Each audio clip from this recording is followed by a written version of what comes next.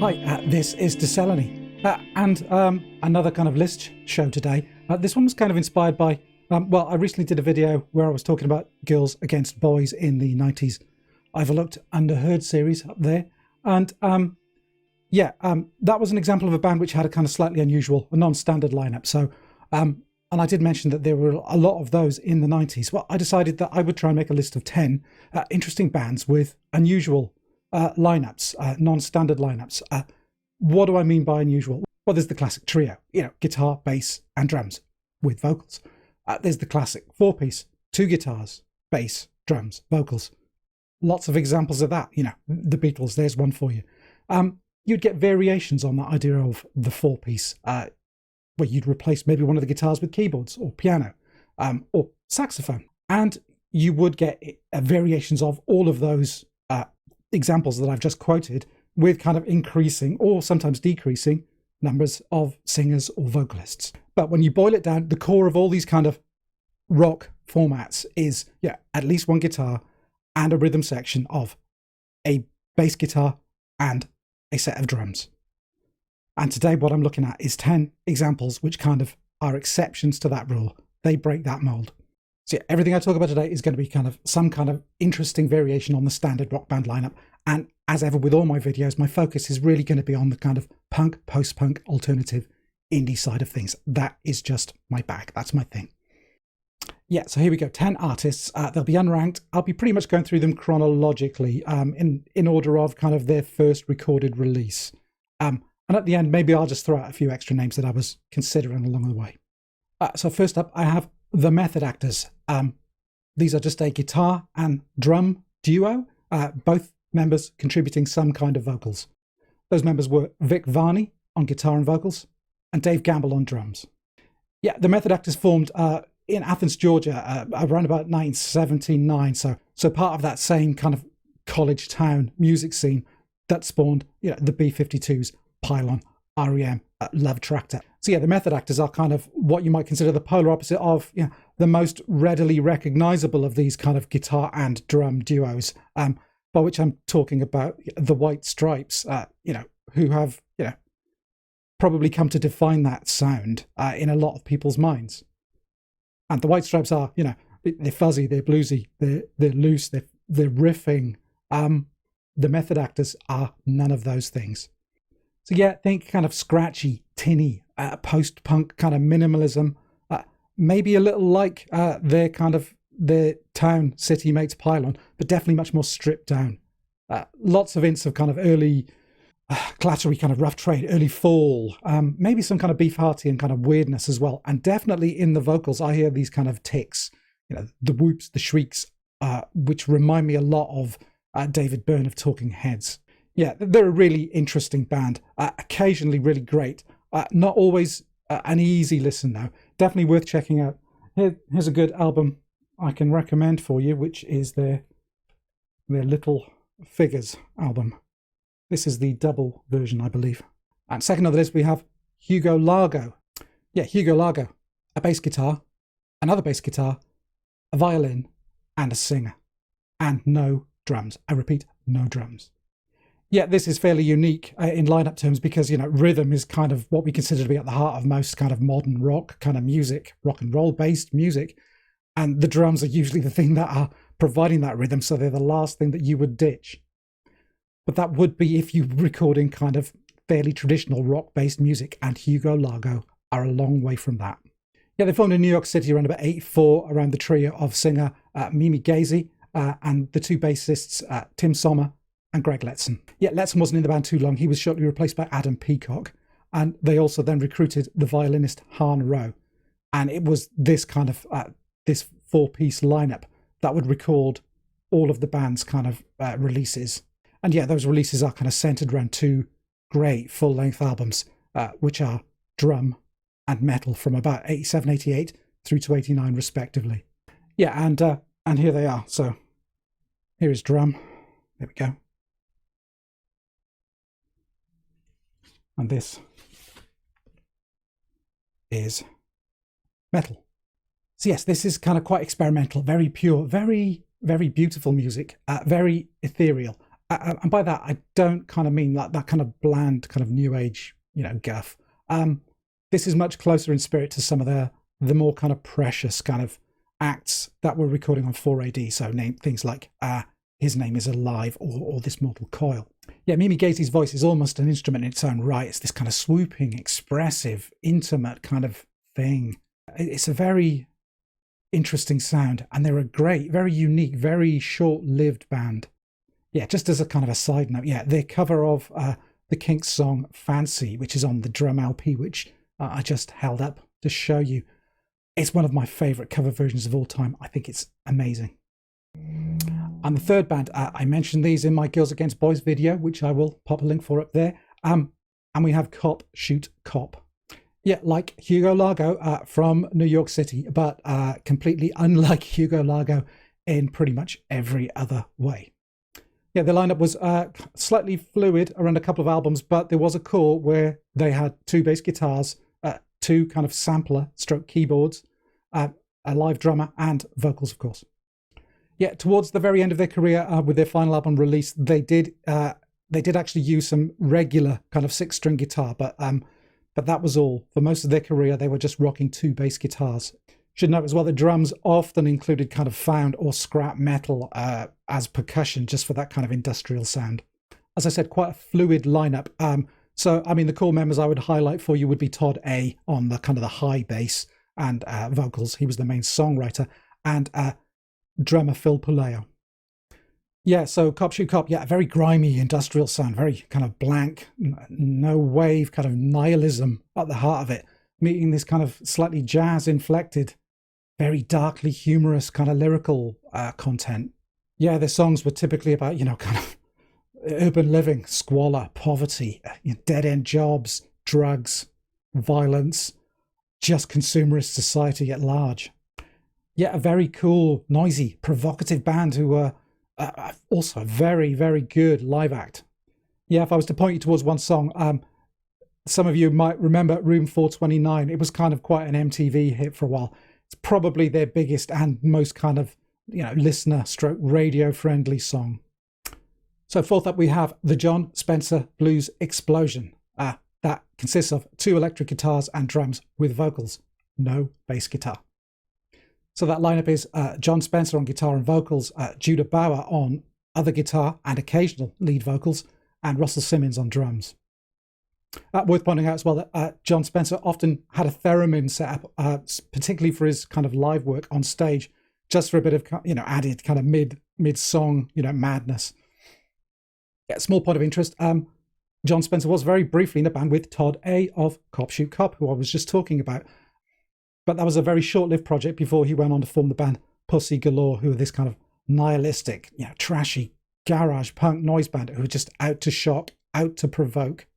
Spencer kind of reined that back in a bit for the John Spencer Blues Explosion. It's this bass-free mixture of blues and garage punk and rockabilly, with a very heavy reliance on John himself as this kind of band leader in the style of a kind of an old school soul or blues review, very self-referential, very funny. Yeah, and those 2 guitars in the band, they occupy enough of the frequency range through kind of use of, different sounding kind of fuzz pedals and the like, that you don't ever really notice that kind of bass missing. Yeah, what else to say about the Blues Explosion? They had a great run of albums through the 90s and through into the noughties. I think the run from kind of, Extra Width to Orange and Now I Got Worry is great. And even right up to their last album, the Freedom Tower album, about 2015, another great album. That one would be their last though. Yeah, just a great band, really rocking, very, very good fun. And yeah, they got some, much deserved kind of wider exposure through the very, very prominent use of their song Bell Bottoms in the 2017 movie Baby Driver. You may have seen it. Yeah, it's kind of the centerpiece of this kind of big tone setting scene where the song is used as the kind of the rhythm, the template for the cutting and the editing of that part of the movie. So fifth up, we've got Morphine. Yeah, really interesting lineup, this one, with a 2-string slide bass, saxophone, drums, and vocals. Yeah, Mark Sandman was the band leader, playing that kind of weird bass and doing the singing. Dana Colley was the sax player, and Jerome Dupre on drums. Yeah, this very arresting kind of low down sound, particularly with, Sandman's kind of baritone pitched, kind of crooning style. Yeah, kind of minimal, but they managed to fill it out with this kind of slightly dirty, kind of jazzy swing going on. Yeah, utterly unique in terms of instrumentation and lineup, I think. Cure for Pain was their breakthrough album that got them a major label deal in the mid-90s. And that major label debut album was Like Swimming. Unfortunately, it was touring this album in Europe where Sandman in 1999 collapsed, having suffered a heart attack and died on stage in Rome. Yeah, Mark was only 46 years old. And the band had actually recorded their follow-up album, The Night, which was released the following year posthumously. But that was it for Morphine. Yeah, a really, really horrible loss at a young age of, an exceptional talent. Yeah, and sixth on my list, I have The Dirty Three. Yeah, this three-piece, no surprises there, does consist of guitar, violin, and drums. Yeah, The Dirty Three are pretty much entirely instrumental, certainly no vocals from the band whatsoever, although they would employ occasional guest vocalists on some of their later albums. So the band are Warren Ellis on violin, Mick Turner on guitar, and Jim White on drums. Yeah, Warren there should jump out as being a member of Nick Cave's Bad Seeds. In fact, he's kind of taken on the role as Nick's kind of writing and performing foil, if you see what I mean, in the terms of what he does in the studio to help kind of develop the songs along. But yeah, the Dirty Three play this very expansive kind of open mixture of instrumental, it's kind of soundtracky sounding music. So I'd hesitate to call this kind of post-rock, although some might kind of categorize it in that. But their music features elements of everything from folk to jazz to kind of like, gypsy kind of music. It's very loose, very improvisational. Yeah, all three members are supremely talented musicians, and hence they're an amazing live act to watch. And seventh up, I have Dianogah. You may remember, I think I mentioned this band in passing as part of the charity or tribute compilation video. I'll post a link to that up there if you want to hunt them down in there. Yes, Dianogah are a three-piece, two basses, drums, and occasional vocals. Yeah, that lineup is Jay Ryan and Jason Harvey on the two bass guitars with Kit McCabe on drums. Jay Ryan is the one who occasionally sings for them. Yeah, for what looks like quite a minimalist lineup, they're quite full sounding and very kind of mathy, complex indie rock, but there's a lot of warmth in there. Despite all this kind of dizzying, interlocking kind of bass parts, I'd be kind of disinclined to kind of throw it in as post-rock. Yeah, it's much more kind of warmer and song-focused. I think that would cover it. Yeah, a lot of fondness for this band. I did play in a band who supported Dianogah on one of their European tour dates back at the kind of turn of the millennium.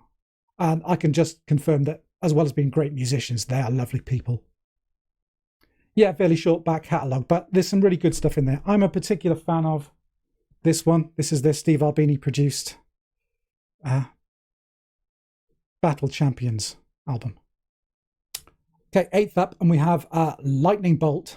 Yeah, Lightning Bolt are not drum and bass. They are bass and drums and vocals. Yeah, Lightning Bolt consists of the two Brians. That's Brian Chippendale on drums and vocals and Brian Gibson on bass. Yeah, renowned for their loud, pummeling, aggressive, chaotic kind of live shows. Yeah, Brian Chippendale wears this kind of face mask with a kind of a very cheap kind of distorted mic attached to the mask so he can play kind of drums and sing completely unhindered. Yeah, and a lot of that live chaos comes from the fact that they love to set up kind of at audience level, not up on a stage, down in amongst the crowd with the onlookers kind of forming a circle around them whilst they perform. Yeah, their speciality is this ferocious brand of kind of distorted, kind of very intricate noise rock. Yeah, I think most people would probably consider 2003's Wonderful Rainbow album as probably, the pick of their recordings. But yeah, I would say on record isn't really where you want to experience Lightning Bolt. You really need to get out and see them live in the flesh to really take on the full Lightning Bolt experience. And ninth on my list, I have Oxes. Yeah, Oxes are a three-piece, two guitars, drums, no vocals. They're an entirely instrumental group. So yeah, Oxes are Mark Miller and Nat Fowler on guitars and Chris Freeland on drums. Yeah, they're a very mischievous, jokey, kind of tricky math stroke, I guess, post-rock outfit. Yeah, the band hail from Baltimore. And yeah, I'm kind of holding back from really calling them post-rock because honestly, they seem to be having much more fun with kind of some of the other genre tropes. You know, they love indulging in a bit of heavy metal kind of riffing. Yeah, and that's what kind of holds me back from calling them out and out post-rock. They're kind of just a bit too kind of light-hearted, I feel, for that.